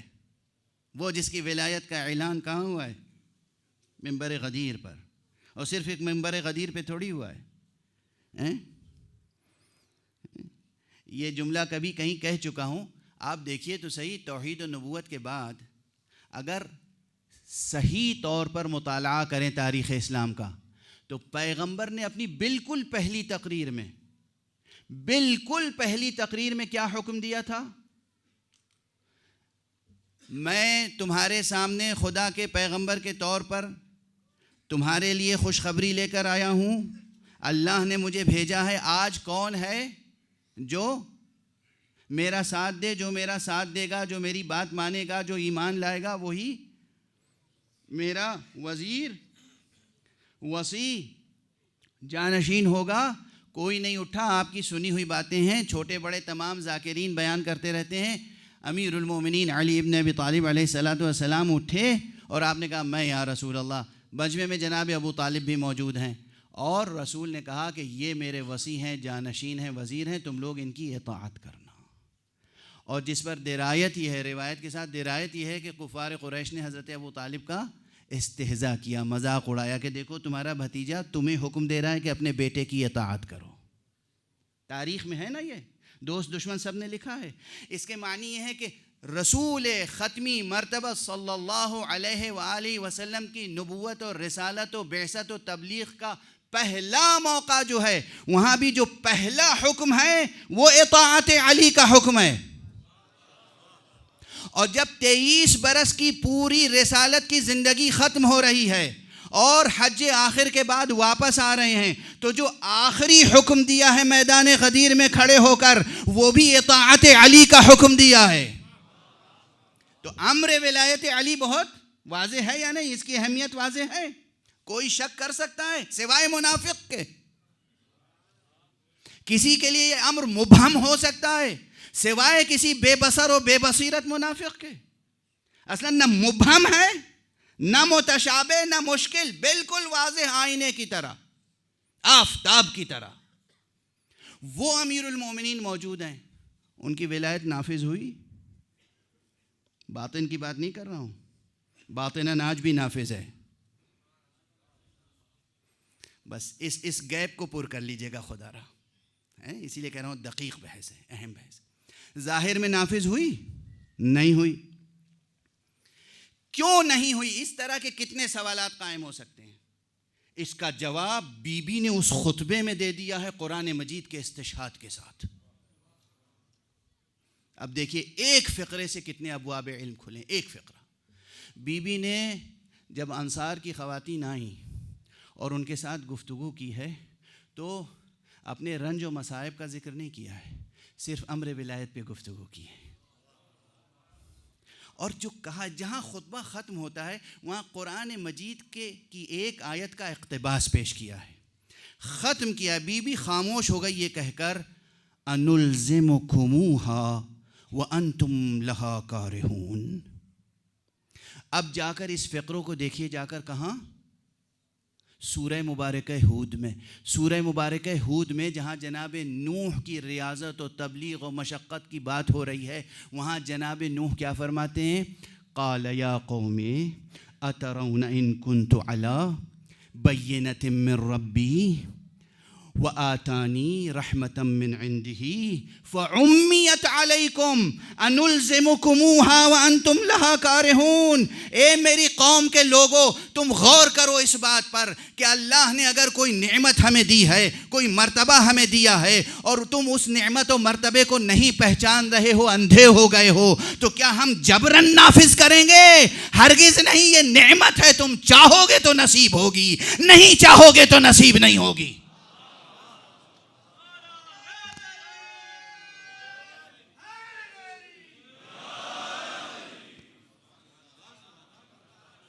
خدا کی قسم, خدا کی قسم, خدا کی قسم, بی بی کا یہ ایک بیان کتنے سوالات کا جواب دے رہا ہے, اور کس سطح پر دے رہا ہے. ایک باب علم کھل گیا ہے جیسے. بی بی اس وقت کا نہیں, امیر المومنین موجود ہیں, ان کی ولایت لوگ قبول نہیں کر رہے ہیں. آج منافق اور دشمن مورخ کہتا ہے کہ علی نے تلوار کیوں نہیں اٹھا لی اپنا حق, اگر علی کا حق تھا تو تلوار کیوں نہیں اٹھا لی؟ جواب زہرا نے دے دیا, انلزمکموہا وانتم لہا کارہون. یہ تو نعمت ہے, یہ تو لطف ہے, یہ تو رحمت ہے, کیا ہم اسے تلوار سے نافذ کریں گے؟ ارے تم چاہو گے تو نصیب ہوگی, نہیں چاہو گے تو نہیں نصیب ہوگی. واضح ہے. جو نہیں چاہتے وہ ڈونلڈ ٹرمپ کے احکام کی پیروی کریں, جو چاہتے ہیں وہ ولایت کی پیروی کریں. صلوات پڑھ دیں محمد و آل محمد.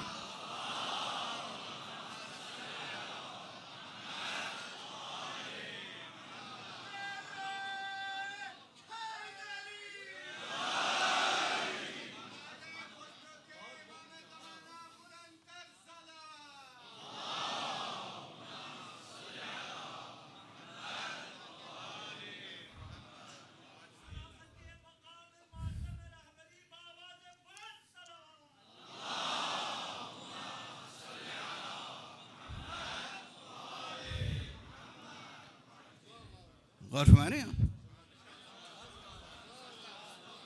آپ سب اہل ذوق ہیں, اہل علم ہیں, اہل بصارت ہیں, اہل بصیرت ہیں, اہل بصائر ہیں.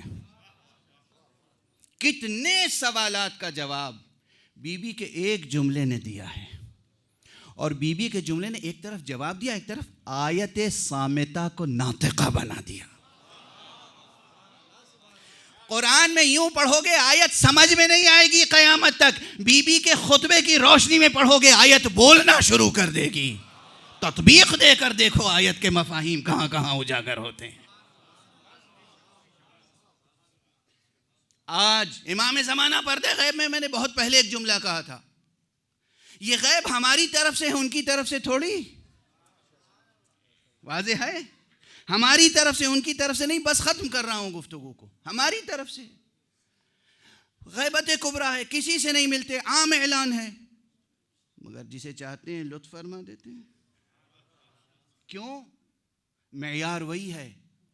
عام ذوق یہ ہے کہ ہم سب کے سب اپنے وجود کے ساتھ، پورے وجود کے ساتھ اس بلندی تک پہنچے نہیں کہ ہم پورے وجود کے ساتھ ولایت کو جذب کریں اور قبول کریں. تو پھر جب ہم قبول کرنے کے لیے آمادہ نہیں ہیں، ہمارا ذہن آمادہ نہیں ہے، یا قلب آمادہ نہیں ہے، یا احساسات آمادہ نہیں ہیں، یا شرائط آمادہ نہیں ہیں، اتنا ثبات قدم نہیں ہے، تو پھر جبراً ولایت نافذ نہیں کی جائے گی. غیب کا پردہ پڑا رہے گا. لیکن جو ایک کوئی ایسا گوہر یگانہ، کوئی ایسا در شاہوار ہوگا جو پورے وجود کے ساتھ ولایت کی طلب رکھتا ہوگا، تو خود آ کر ملاقات کریں گے. تمہیں ہماری جستجو ہے، ہم موجود ہیں، پہچان لو.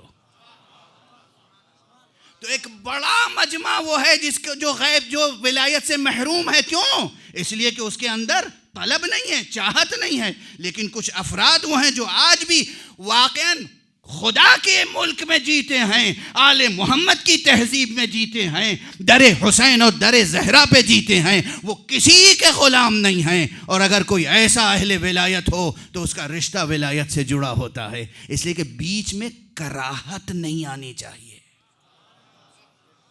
آیت میں لفظ کیا ہے؟ انلزمکموہا وانتم لہا کارہون. تم کراہت رکھو اور ہم تمہیں اس چیز کا ملزم بنائیں، یعنی اس چیز کو کا ملتزم بنائیں. اہل علم تو قم میں ملزم ملتزم کے معنی میں کہتے ہیں. ہمارے ہاں ملزم مجرم تک پہنچ جاتا ہے. اس زبانوں کا فرق ہے، یہ زبانوں کا مزاج ہے. اور فہم ہے؟ تو ملزم نہ سمجھیے گا اپنے کو. انشاءاللہ آپ میں سے نہ کوئی ملزم ہے نہ مجرم. اور اگر ہے مجرم تو مجرم عشق آل محمد ہے. اور جو مجرم عشق آل محمد ہو جائے اس سے زیادہ بڑا سرفراز کوئی نہیں ہو سکتا.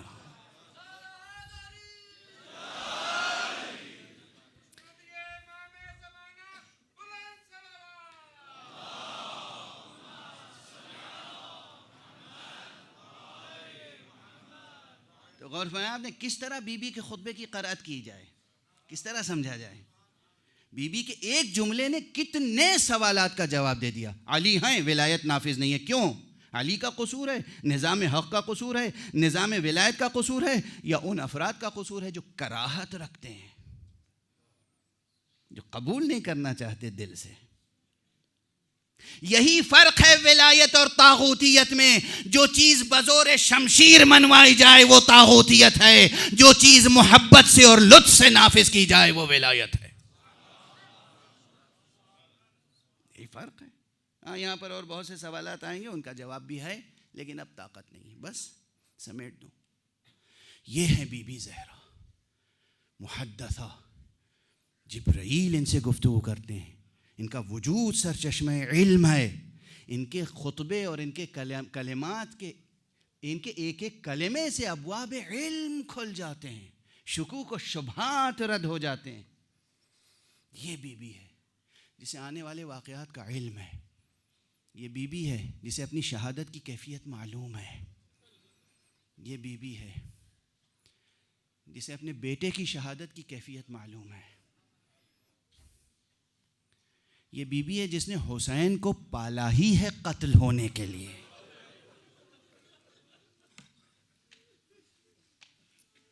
یہ بی بی ہے شجاع اور صابرہ بی بی جس نے حسن کی پرورش ہی کی ہے جام زہر نوش کرنے کے لیے. یہ بی بی، یہ صابرہ، یہ ممتحنہ، یہ صابرہ، یہ مبشرہ، اولیاء کے لیے مبشرہ. بس طاقت میری ختم ہو چکی ہے. شب شہادت ہے. کل جو جملہ کہا تھا وہ پھر آج عرض کروں گا. ہمیشہ ہم بی بی زہرا کو حسین کا پرسہ دیتے ہیں. آج ہم سب مل کر آئیے حسین کو زہرا کا پرسہ دیں.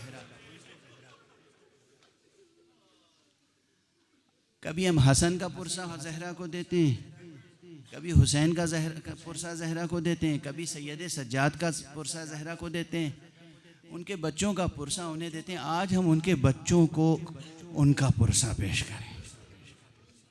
آج ہم حضرت صاحب الزمان کو ان کی جدہ ماجدہ کا پرسہ. مصائب کی جزئیات تو آپ سنتے رہتے ہیں، مگر میں پھر عرض کروں گا علی جیسا صابر اگر بلند آواز سے گریہ کرے تو کتنی بڑی مصیبت ہوگی.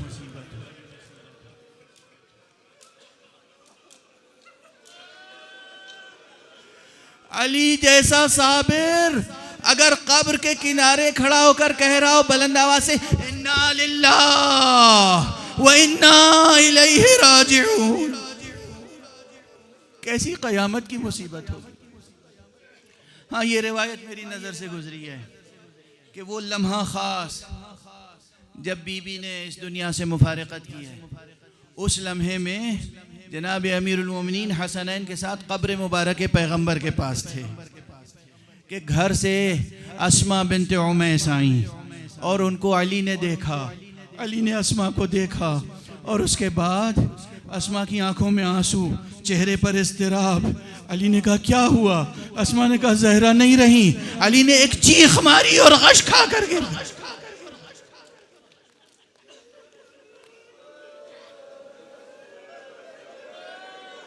اجرکم علی اللہ، اجرکم علی اللہ. اب ایک جملہ کہوں، ارے علی جیسا شجاع اور صابر جب گریہ کرے اور غش کر جائے تو ننھے بچوں کو سنبھالنے والا کون ہوگا؟ اب کون ہے جو حسن کو سنبھالے؟ کون ہے جو حسین کو سنبھالے؟ کون ہے جو زینب کو سنبھالے؟ کون ہے جو ام کلثوم کو سنبھالے؟ کیا قیامت کی گھڑی ہے خانہ زہرا میں؟ اجرکم علی اللہ، اجرکم علی اللہ. بس 2-3 فقرے. تمام مصائب آپ مسلسل ذاکرین سے، نوحہ خانوں سے، سوز خانوں سے سنتے رہتے ہیں.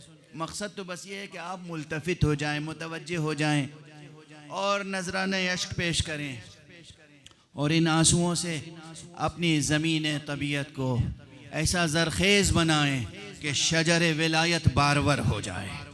ہاں وصیتیں بھی سنی ہیں نا آپ نے، بی بی کی وصیتیں بہت اہم ہیں.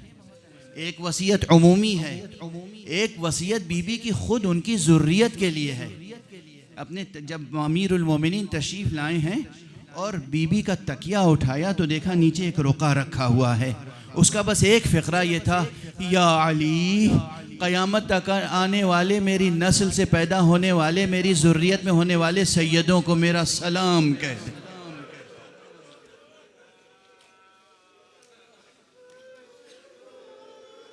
اجرکم علی اللہ، اجرکم. بس 2-3 فقرے.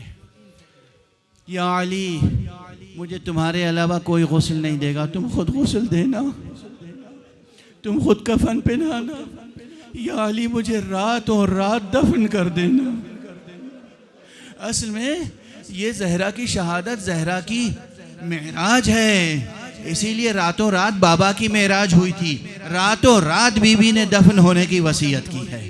بہت اسرار ہیں اس میں، بہت آلام ہیں اس میں.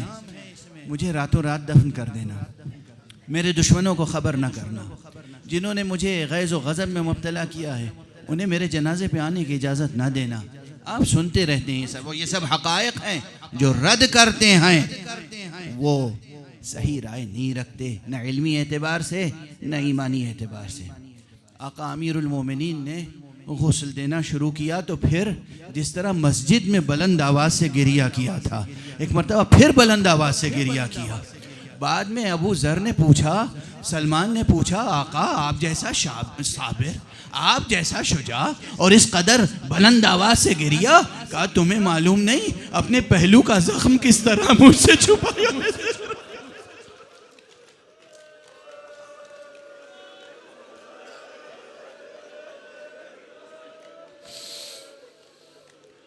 زہرا کو غسل دیا، زہرا کو کفن پہنایا، اس کے بعد پھر بچوں کو بلایا. ہاں یہ روایت اگر معصومین سے مروی ہے تو کسی شک کی گنجائش نہیں ہے. حسن آئے ماں کے سینے سے لپٹ گئے، حسین آئے ماں کے قدموں سے لپٹ گئے اور بے پناہ گریہ کرنا شروع کیا. روایتوں میں یہ بتایا گیا ہے، بعض بزرگ علماء نے، مجتہدین، فقہا، صاحب منصب مرجعیت نے یہ جملے اپنے قلم سے لکھے ہیں کہ ایک مرتبہ حسین نے کہا مادر گرامی میں آپ سے اس وقت تک راضی نہیں ہوں گا جب تک آپ مجھے پکار کر سینے سے نہ لگا لیں. بندے کفن کھل گئے، زہرا کا ہاتھ بلند ہوا، میرے بیٹے حسین خدا حافظی کے لیے آ جا، میرے سینے سے لپٹ جا۔ حسین رخصت ہوئے، بس آخری چند جملے۔ راتوں رات بی بی کا جنازہ اٹھا، قبر میں سپرد لحد فرما کر، علی جیسا صابر ہے، کیا فرماتے ہیں؟ ایک مرتبہ قبر سے اٹھے اور پیغمبر کی قبر مبارک کی طرف رخ کیا، السلام علیکہ یا رسول اللہ، عنی وعن ابنتک النازلہ فی جوارک السریعۃ اللحاق بک، یا رسول اللہ آپ پر میرا سلام اور آپ کی اس بیٹی کا سلام جو آپ کے جوار میں پہنچ رہی ہے۔ یہ علی ہیں جو گریہ کر رہے ہیں، ریش مبارک آنسوؤں سے تر ہے، آنکھوں سے آنسو کو دریا رواں ہے، پیغمبر کو خطاب کر رہے ہیں۔ اور اس خطاب میں کیا جملہ کہا ہے، سن سکو گے عزیز؟ سن سکو گے عزیز؟ قل یا رسول اللہ صبری، قل یا رسول اللہ عن صفیتک صبری ورق عنہا تجلدی، یا رسول اللہ آپ کی اس برگزیدہ جگر پارے کی رخصت پر مجھے اب صبر کا یارہ نہیں آئے، اب صبر کا یارہ نہیں آئے۔ اور اس جدائی نے تحمل کی طاقت مزمحل کر دی۔ بس بیچ بیچ سے فقرے عرض کر رہا ہوں، تحمل کی طاقت مزمحل کر دی۔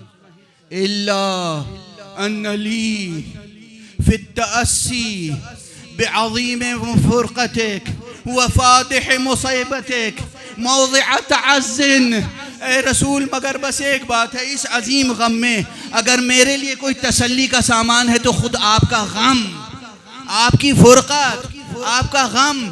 کیسا غم؟ کیوں فرمایا فَلَقَدْ وَسَّدْتُكَ فِي مَلْحُودَةِ قَبْرِكَ، ارے آپ کو تو میں نے اپنے ہاتھوں سے گہوارے قبر میں لٹایا۔ وَفَاضَتْ بَيْنَ نَحْرِي وَصَدْرِي نَفْسُكَ، اور اے رسول آپ نے تو میرے سینے پر جان آفری کے سپرد کی ہے، میں یہ صدمہ نہیں بھول سکتا، بس یہ صدمہ میرے لیے تأسی ہے، اس میں تأسی ہے، اس میں تسلیت ہے۔ پھر فرمایا اِنَّا لِلَّهِ وَإِنَّا إِلَيْهِ راجعون۔ یہ علی ہیں جو اپنے حزن کا بیان کر رہے ہیں، حزن کا بیان۔ اور کیا فرما رہے ہیں؟ کیا فرما رہے ہیں؟ لقد استرجعت الودیعہ واخذت الرہینہ، ارے ودیعت مجھ سے واپس لے لی گئی، امانت مجھ سے واپس لے لی گئی۔ اما حزنی فسرمد واما لیلی فمسحد، میرا حزن اب کبھی ختم ہونے والا نہیں ہے۔ یہ مرثیہ یہ مصائب وہیں قبر پر کھڑے ہو کر علی کہہ رہے ہیں، اما حزنی فسرمد، اب میرا رنج، میرا علم، میرا غم ختم ہونے والا نہیں ہے۔ زمانہ ختم ہو جائے گا، علی کا غم ختم نہیں ہوگا، زمانہ ختم ہو جائے گا، علی کا حزن ختم نہیں ہوگا۔ اور بار بار فرما رہے اِنَّا لِلَّهِ وَإِنَّا إِلَيْهِ راجعون۔ ہاں بس ایک ہی راہ ہے ختم ہونے کی کہ پروردگار مجھے بھی بس آپ کے پاس بلا لے، إِلَىٰ أَن يَخْتَارَ اللَّهُ لِي الدَّارَ الَّتِي أَنْتَ بِهَا مُقِيم، مگر یہ کہ جب اس گھر میں اللہ مجھے بلا لے کہ جہاں آپ مقیم ہیں، بس اس وقت تو میرا حزن ختم ہو سکتا ہے، ورنہ حزن ختم نہیں ہو سکتا۔ تمام مورخین کو چیلنج ہے جو مصائب زہرا کا انکار کرتے ہیں۔ تمام مصائب کا خلاصہ اب یہ دو جملے ہیں۔ یہ سب کہنے کے بعد فرمایا یا رسول اللہ ستنبئک ابنتک بتضافر امتک علی ہضم حقها، یا رسول اللہ آپ کی امت نے جو سلوک کیا ہے وہ بی بی خود آپ کو بتائیں گی۔ فاحفها السؤال واستخبرها الحال. یا رسول اللہ اب آپ پوچھئے، اپنی بیٹی سے پوچھئے بیٹی پہ کیا گزری، اب ان سے حال پوچھئے کیسے دروازہ توڑا گیا، کیسے پسلی شکستہ ہوئی، کیسے بازوؤں پہ نیل پڑ گئے، کیسے محسن شہید ہو گیا، بی بی نے کیسی کیسی مصیبتیں برداشت کی. بی بی کو کیوں کہنا پڑا کہ بابا آپ کے بعد مجھ پر اتنے مصائب پڑے کہ اگر روز روشن پہ پڑ جاتے تو شب تاریک سے بدل جاتا. صبت علی مصائب لو انہا صبت علی الایام صر لیالی.